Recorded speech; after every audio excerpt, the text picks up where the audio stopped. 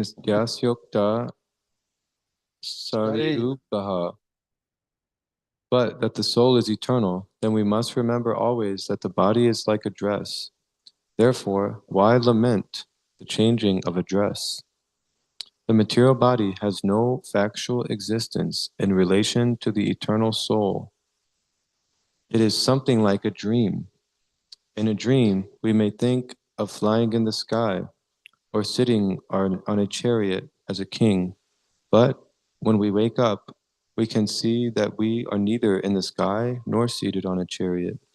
In the Vedic wisdom encourages self-realization on the basis of non-existence, of the non-existence of the material body. Therefore, in either case, whether one believes in the existence of the soul or one does not believe in the existence of the soul, there is no cause for lamentation for loss of the body. So this is helpful because here Prabhupada is explaining that it's like a dream. So there are feelings in a dream, but they're not real. Yeah, I'm reminded of one statement by Narada Muni in the Srimad Bhagavatam, in the section where he's speaking to King Puranjana, I believe it's at the end. And it's quite a hefty statement. He says, I wish I could find it now, but he says that the purport of the material world is that it is all simply a dream, and this is the greatest secret of the Vedas, something like that. And so here we're understanding that Prabhupada is agreeing. Said, yes, the material body has no factual existence in relation to the eternal soul. It is something like a dream. In a dream, we may think of flying in the sky, sitting on a chariot as a king, etc. So, what is the use of playing in the sand, building sandcastles, so to speak, and on the shore of an ocean, only for the moon to bring the tide in every night and destroy everything? And so that's what's happening, in every kalpa, or even, in the night of Brahma. So we have one day of Brahma. In a lifetime of Brahma, this universe is living for that long. But even at night, Lord Brahma goes to sleep and half of it's devastated. So like that, why build up so many useless things? Why not do something which is worthwhile? Do something spiritual. People want to build skyscrapers, want to build big plans. That's all right if it's ushering people towards the highest goal of realization of their self and Krishna prema. But otherwise, it's just child play. It's nothing but child's play. Did you have something, Marge? Yeah, that's a good example about the child playing in the sand. And he's crying when the ocean runs over his castle. But the adult will see that this why are you so attached to something temporary like that? So from the spiritual point of view, or the secular humanists, they may have so many nice high feelings, but what is the use of it? It's not connected with something that's real. It's connected with a body which is just like a sandcastle. It'll be finished in a... Yes. And Krishna doesn't get any pleasure from anything that's going on here other than bhakti. At one point I had a question. I asked one of my mentors that I was thinking maybe because I'm suffering so much, maybe this suffering is some sort of, I'm like this minute little particle, and Krishna is somehow enjoying through my suffering of, this big play, this big dream of the universe. And they said, no, this is not right. Krishna isn't fazed by anything of this whole material manifestation, anything other than bhakti, because it's factually non-existent. Only when we engage in his direct service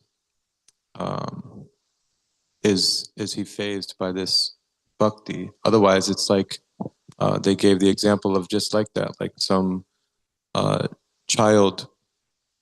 Say your child draws you a picture and it's just scribbles, and they say, "Oh, this is me, and this is you," but really, there's nothing there. And you say, "Oh, that's nice, whatever." But there isn't. I'm not there on the picture. They're not there on the picture. It's just scribbles. It doesn't do anything for you. And even further, you could take it further and further. There could be a beautiful oil painting of,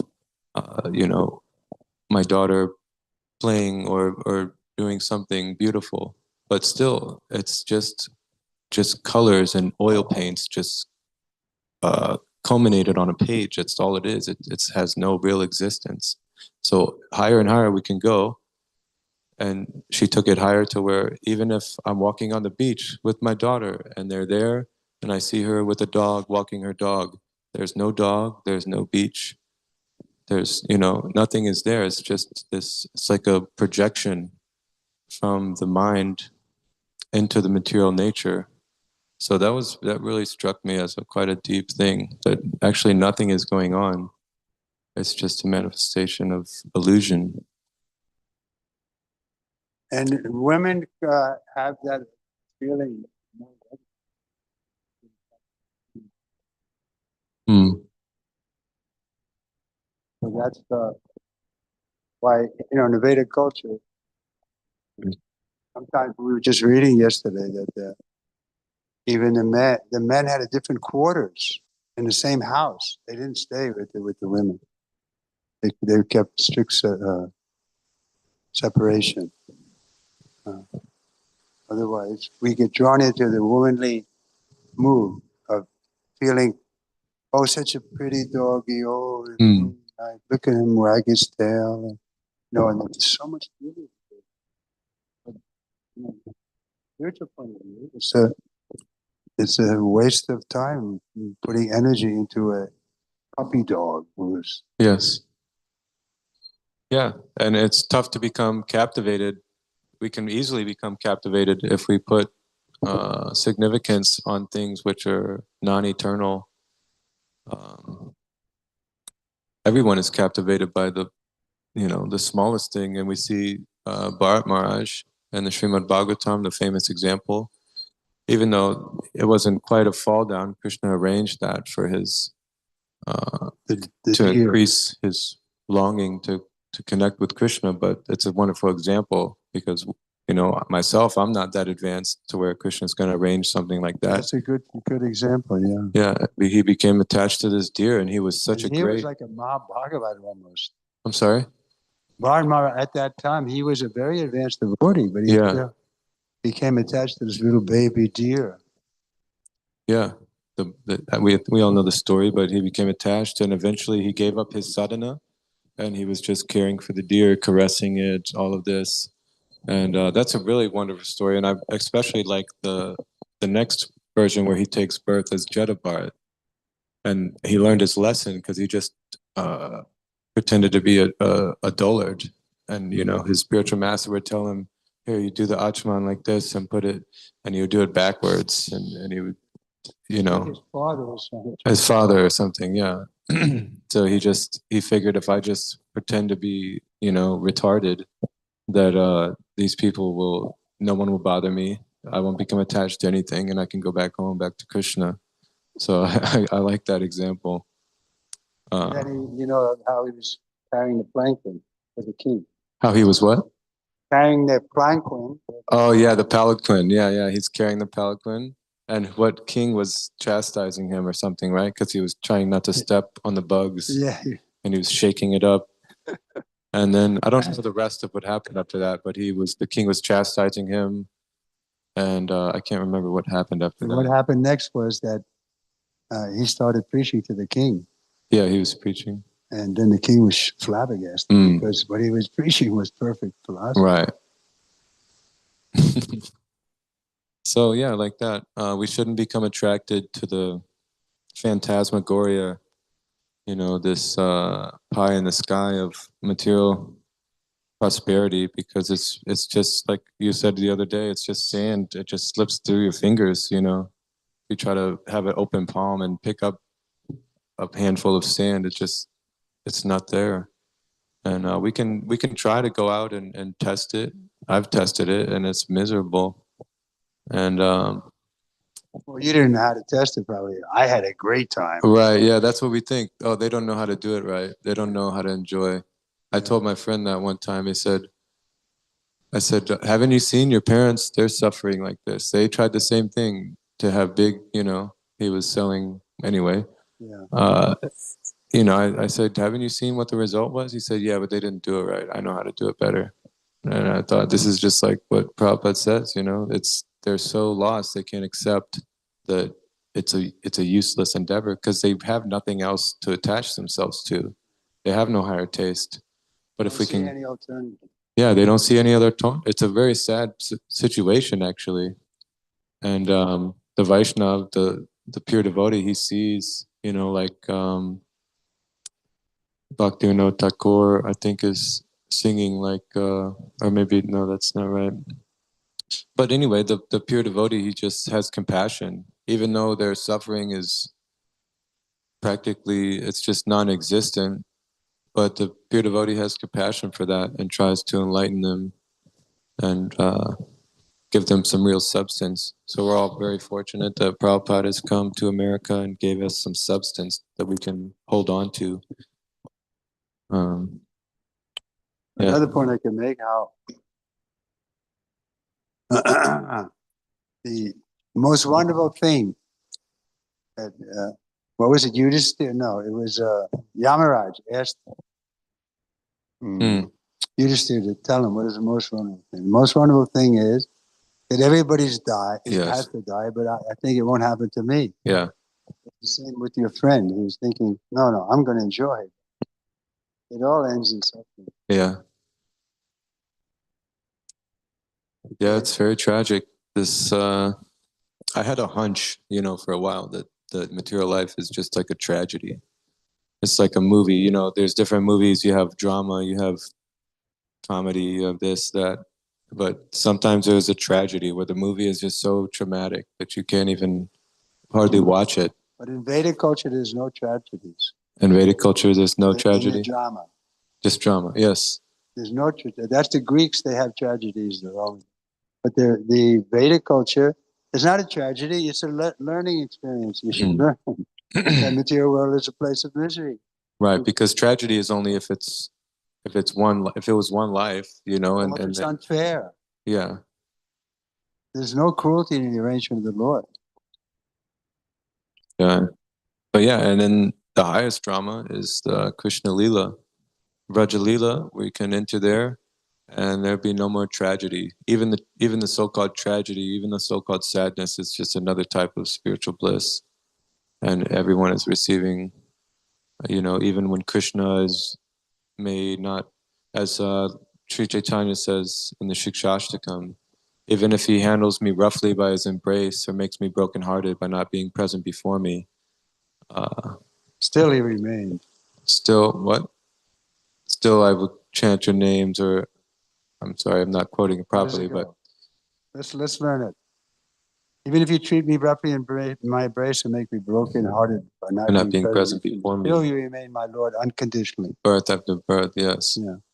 So like that, when the devotees are handled roughly by Krishna, it's just like another spiritual type of bliss.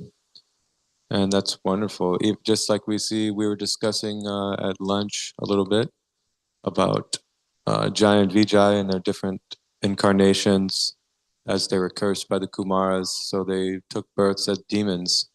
And, we see them as such big, big demons, Hiranyakashipu, and this, but really they were devotees just in a play with Krishna. Krishna wanted to kill some demons. So they said, okay, Krishna, you can kill me, I'll be a demon. And like that. So they give us so many beautiful examples from that whole Leela, but really it's just Krishna's play. He's just having fun. And that's what the whole game is, I think. It's just there's no tragedy. Yeah, it seems from a limited point of view, it seems like a tragedy. Oh, Hiranyakashipu, he's so demonic and he was killed and he was mistreating his son. But no, it's just a Leela.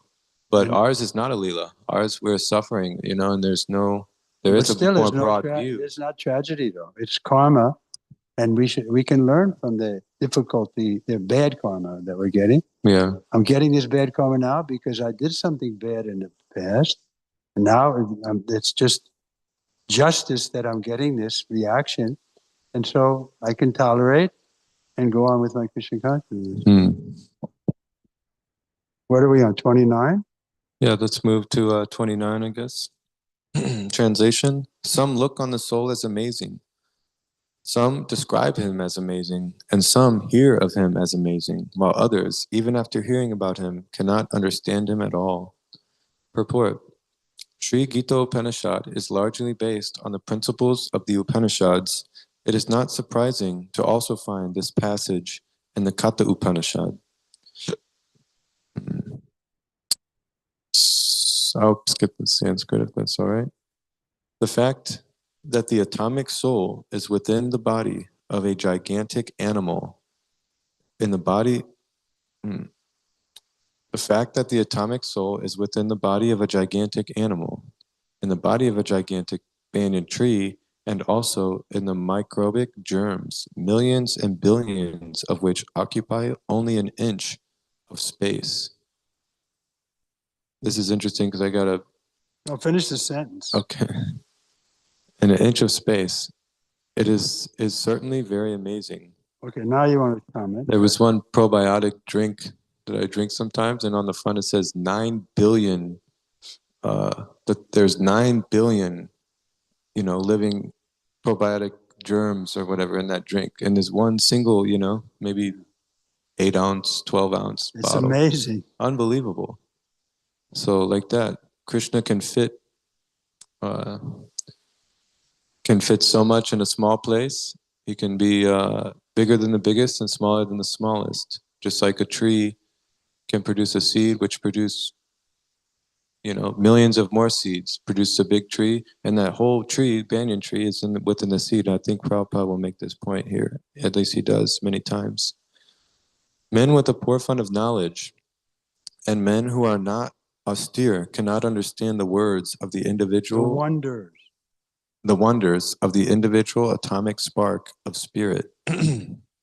Even though it is explained by the greatest authority of knowledge, who imparted lessons even to Brahma, the first living being in the universe, owing to a gross material conception of things, most men in this age cannot imagine how such a small particle can be both so great and so small. So men look at the soul proper as wonderful either by constitution or by description. Illusioned by the material energy, people are so engrossed in subject matter for sense gratification that they have very little time to understand the question of self-understanding. Even though this is a fact, that without the self-understanding, all activities result in ultimate defeat in the struggle for existence. Perhaps one has no idea that one must think of the soul and also make a solution of the material miseries. Some people who are inclined to hear about the soul may be attending lectures in good association, but sometimes owing to ignorance,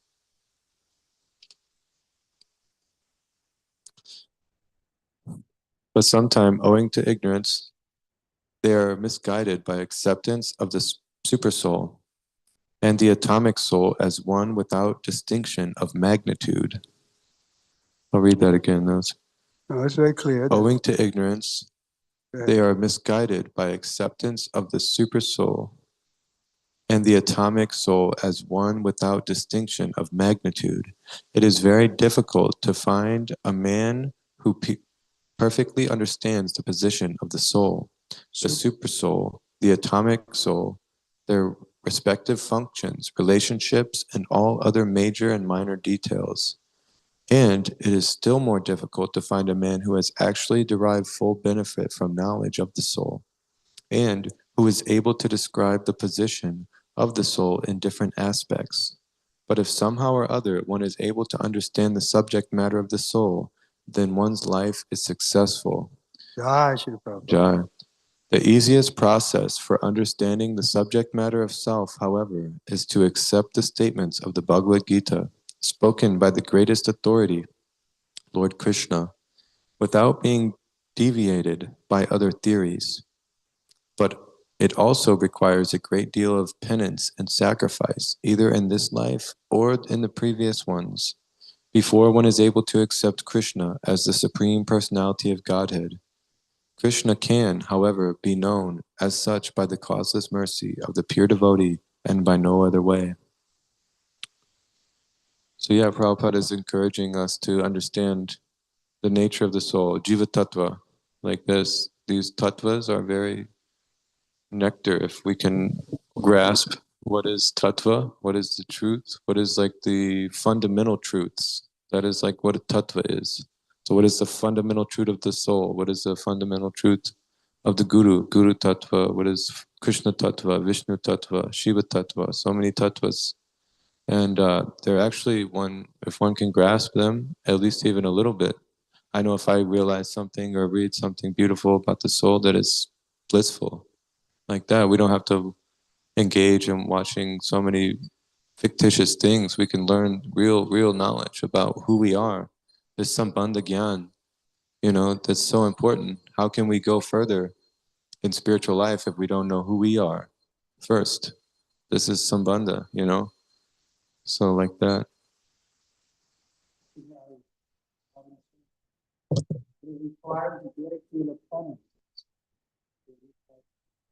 Hmm.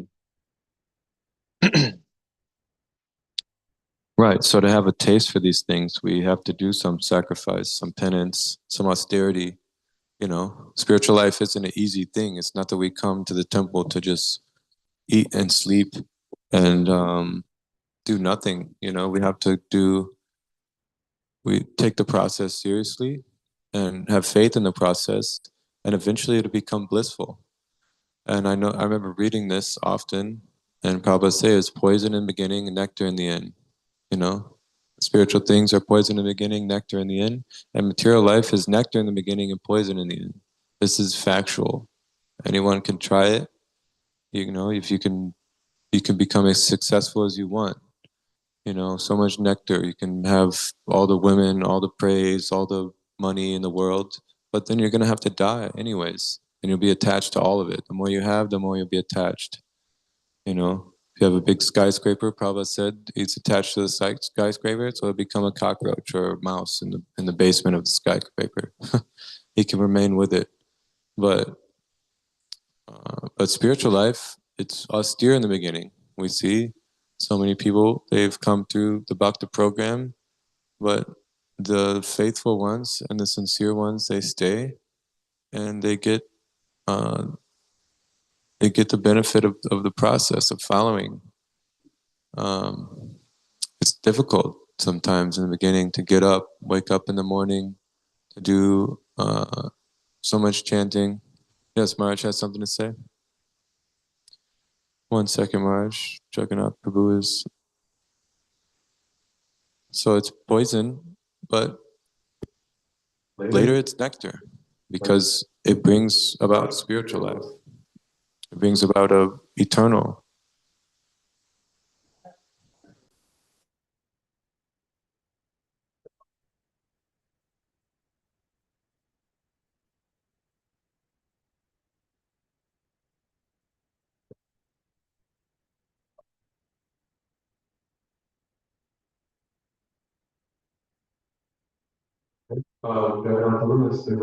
Yeah, Mars, we're ready for your comment.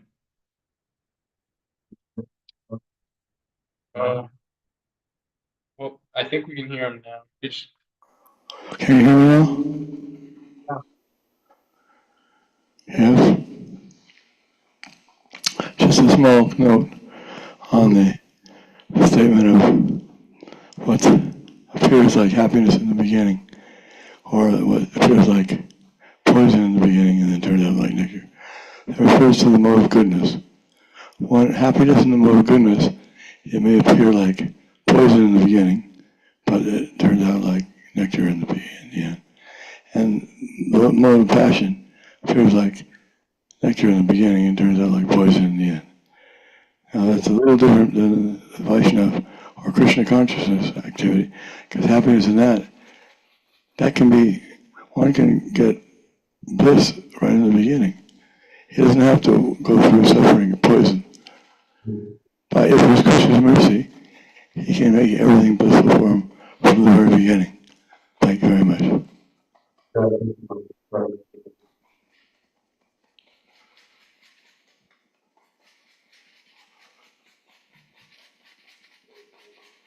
Mode of goodness, he was saying the poison in the beginning and nectar in the end refers to the mode of goodness, happiness in the mode of goodness, and happiness in the mode of passion is nectar in the beginning but poison in the end.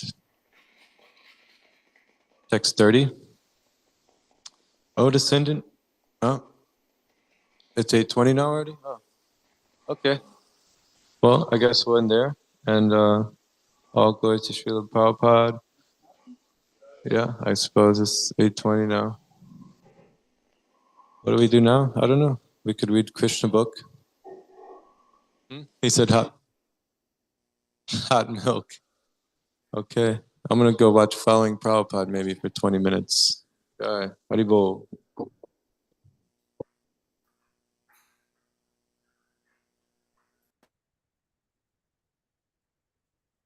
Oh,